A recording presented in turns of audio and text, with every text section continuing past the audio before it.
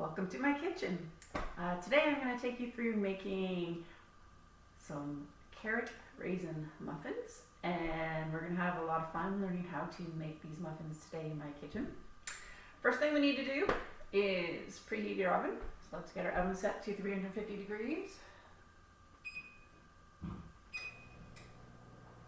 Next thing you need to do is you need to line your muffin tray with liners. Now I have these nice reusable silicone liners, so I can just wash them up afterwards and reuse them. If you don't have something like that, you can also use the good old paper liners. They work just as well. And if you don't have either of those, cooking spray can also work for lining your muffins so they don't stick to the pan.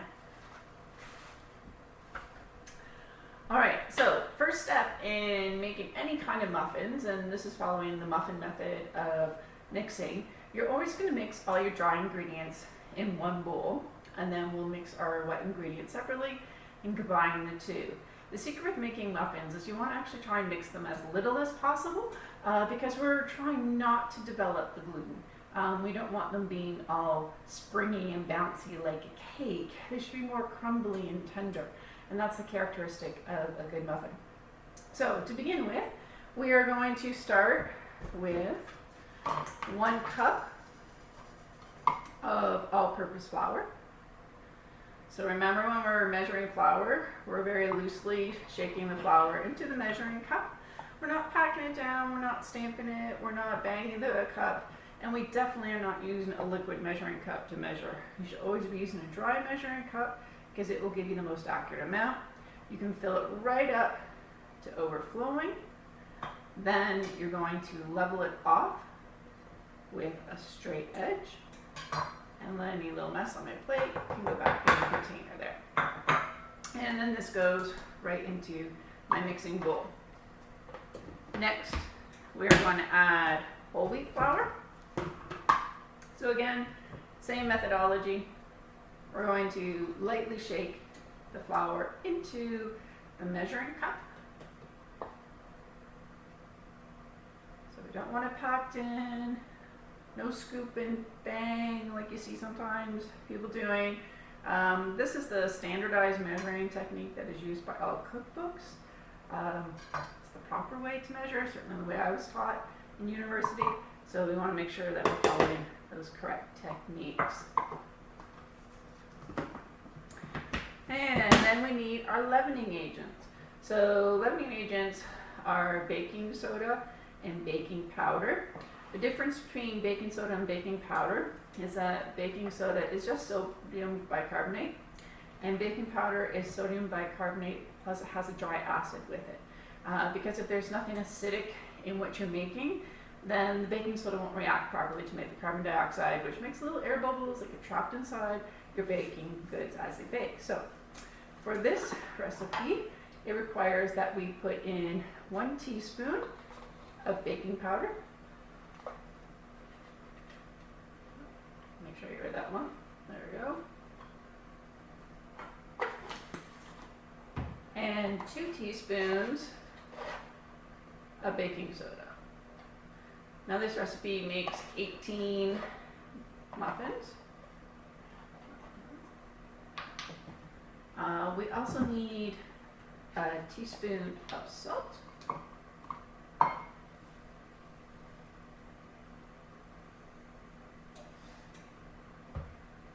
Level that to make sure I don't have too much. And a teaspoon of cinnamon.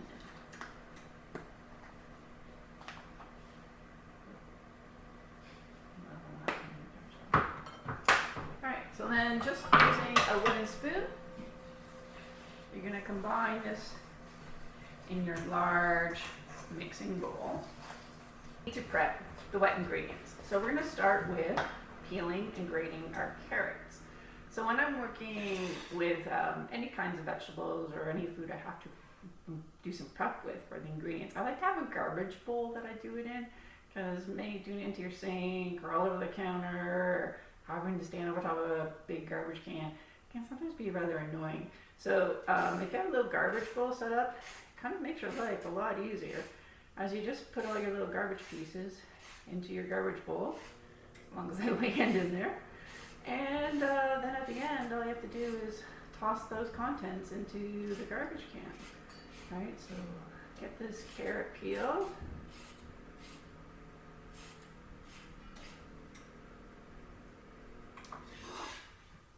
And I'll trim a little bit off the end. And then I'm going to grate my carrot for the carrot muffins. Your choice, you can use a larger grate and it's going to leave bigger pieces of carrot in your carrot muffin, or you can use a smaller grate. It depends on what you prefer. My husband actually prefers the smaller grate, so I'm going to use the smaller grate because he's going to probably eat most of these.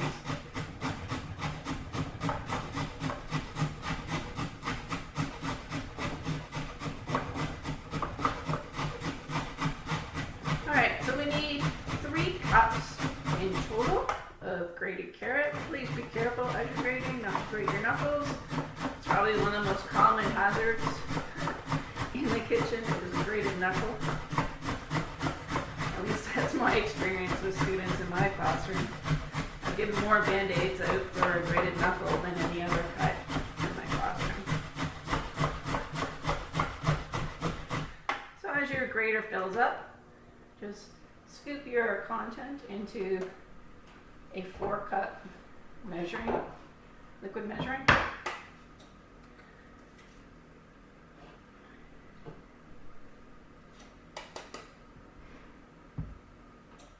And keep going with the carrots.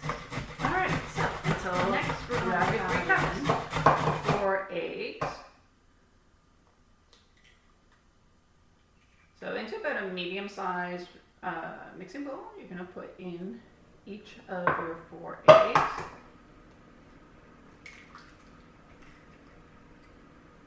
Oh, there's a shell. Get rid of that one. There's 2.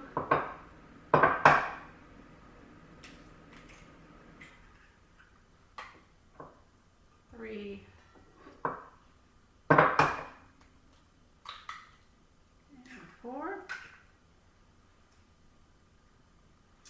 I'll just give my hands a quick wipe since I had a little bit of raw egg on them.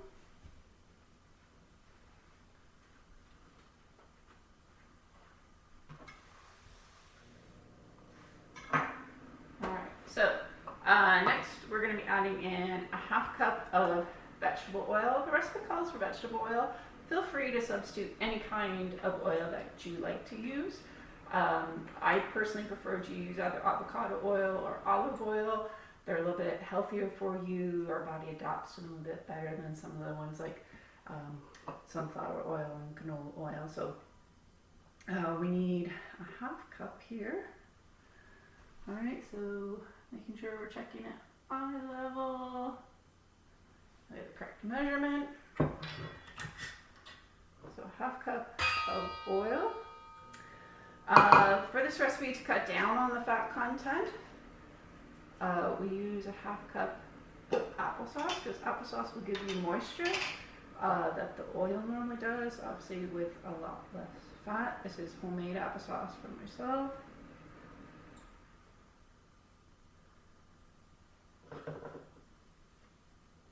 There we go. So there's a 1/2 cup of applesauce.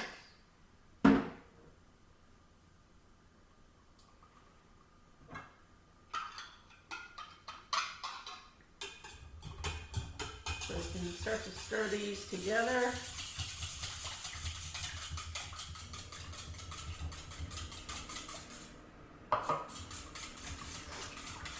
I need to now add 3/4 of a cup of brown sugar. So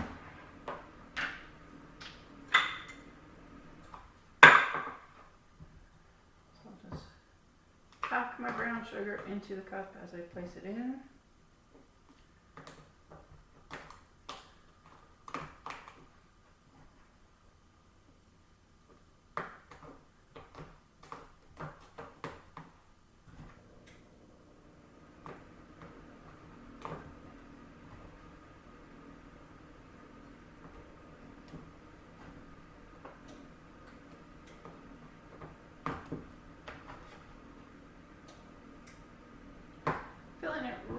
the very top.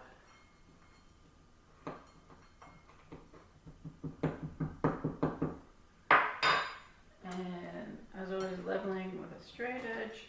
And we add that to the rest of our mixture. Now, a lot of times I get asked by students why we put the sugar in when sugar is dry. Well, we always want to put sugar in with our ingredients to dissolve the sugar. If we add the sugar in with our dry ingredients, it kind of not give the sugar enough time to dissolve, and it sometimes will have that gritty feel when you eat your final product.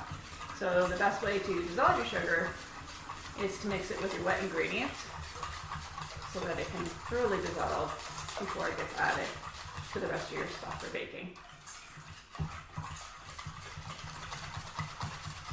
Alright, so I have in there the eggs, the vegetable oil, the applesauce, the brown sugar. The only thing left to add to this is my carrots. There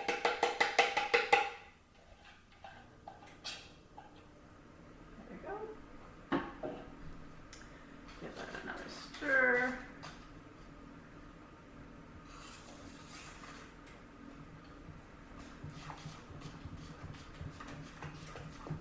Your liquid ingredients you can mix as much as you want. You want to make sure those eggs are well combined with everything else. It's the next step that we want to try and make sure we're not over mixing our product.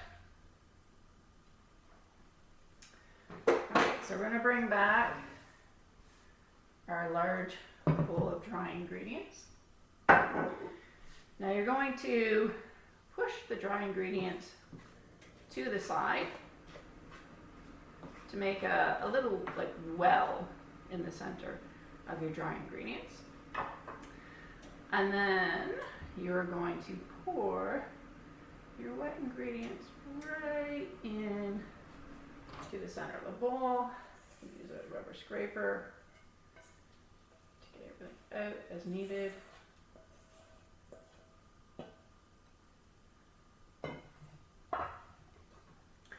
And then just using a gentle under and over stirring, I'm going to stir together all of the ingredients very gently. You never use an electric mixer to make muffins because then you'll overdevelop the gluten and you won't have that nice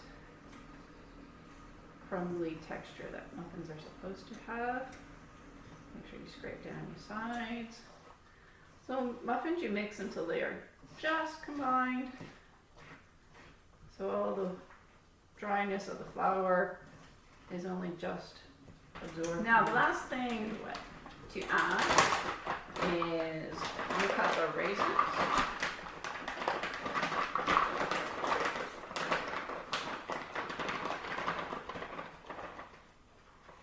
We'll put those in.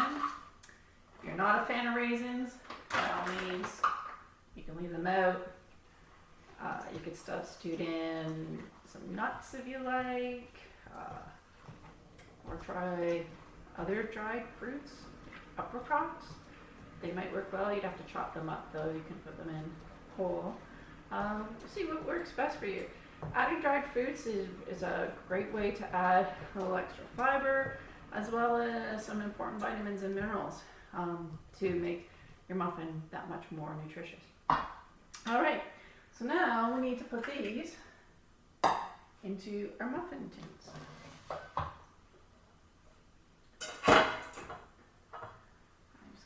White because I don't want that stuck to the bottom of my muffin tin. Now we're going to divide the contents evenly amongst the 18 muffin containers. So I just need my rubber scraper. There we go. Alright, so we're just going to take a spoonful at a time and scrape them into each of the muffin containers. It should be about 3/4 of the way full.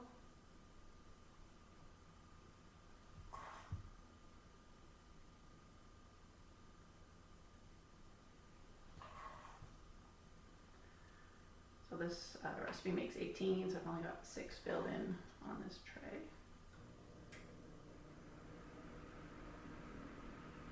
I'll swap them out so I'm not dripping over top of the other tray as I'm trying to fill it. Alright, my muffin trays are all filled now. I tried to distribute it evenly amongst all the trays. And I'm going to take a moment before I put them in the oven and just wipe up any extra that's on the edges of the tray, because it'll make my cleanup much easier afterwards, because then I don't have all this baked on batter to deal with. Alright, so these will go into the oven side by side on the same rack, and I will be baking these for 20 minutes.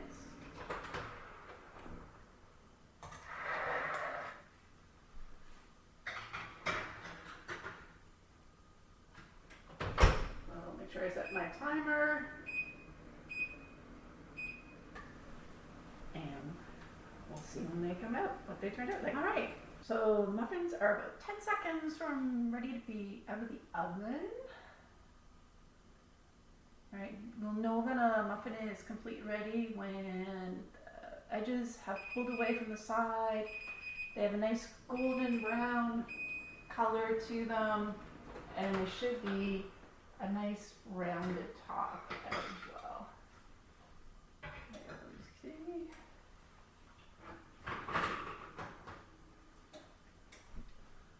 There are my muffins.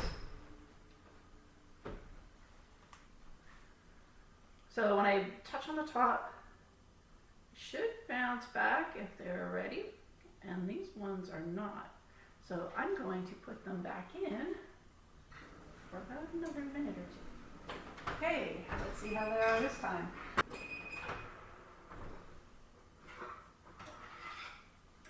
just check the one before I... Oh, much better. Now when I push on them, they bounce right back. You can feel that firmness in them. My finger's not staying indented in.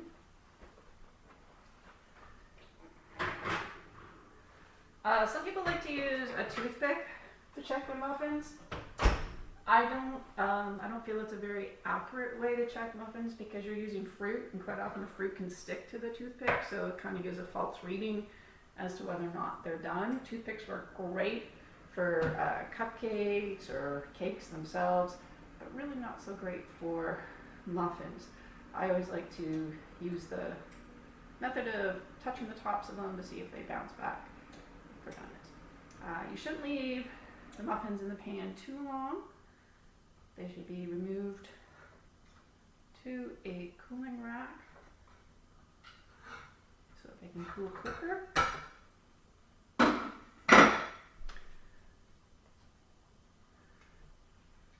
And then you'll be able to freeze them or put them in a sealable container. They would keep for about 4 to 5 days.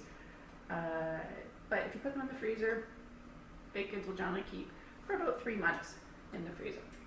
So I hope you enjoy making your carrot muffins, and let me know about them. Thanks again. Bye bye.